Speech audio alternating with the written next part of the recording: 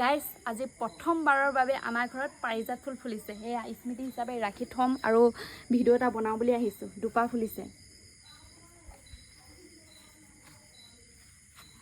একদম মনটো ভাল লাগি গৈছে। একদম মায়ে মানে টাবত ৰুই জীয়াই মেলি দিছে। বেছি দিন হোৱাই নাই মানে ঘৰৰ পৰা অনা ফুলিলে। 3টা থুপৰি মেলিছিলে, কিন্তু চিজিল লগাওঁতে মেলোঁতে মানে এটা থুপৰি ভাঙি থাকিলে। ইমান দুখ লাগি গৈছিলে তেতিয়া।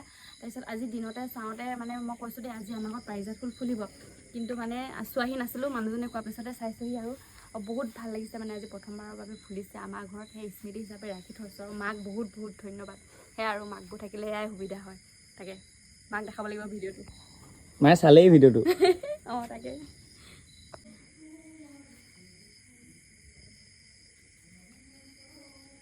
চাবলৈ আহিছে। শৰতত আছিলে ফুল পাৰিজাত, মৰতত আহি হ'ল চাদাপাত। যিয়ে চাদাপাতক নিন্দা কৰে সি ৰৌ ৰৌ নৰকত পৰে। কথাটো সঁচা নেকি বাৰু? কমেণ্ট কৰি ক'ব দেই। বহুত দিনৰ পিছত ভিডিঅ' বনাইছোঁ। একদম পাৰিজাত ফুলৰ পৰাই ষ্টাৰ্ট দিছোঁ আৰু গা বেয়া আছিলে অকণমান, চেহেৰাটো লাগিছে চাগে।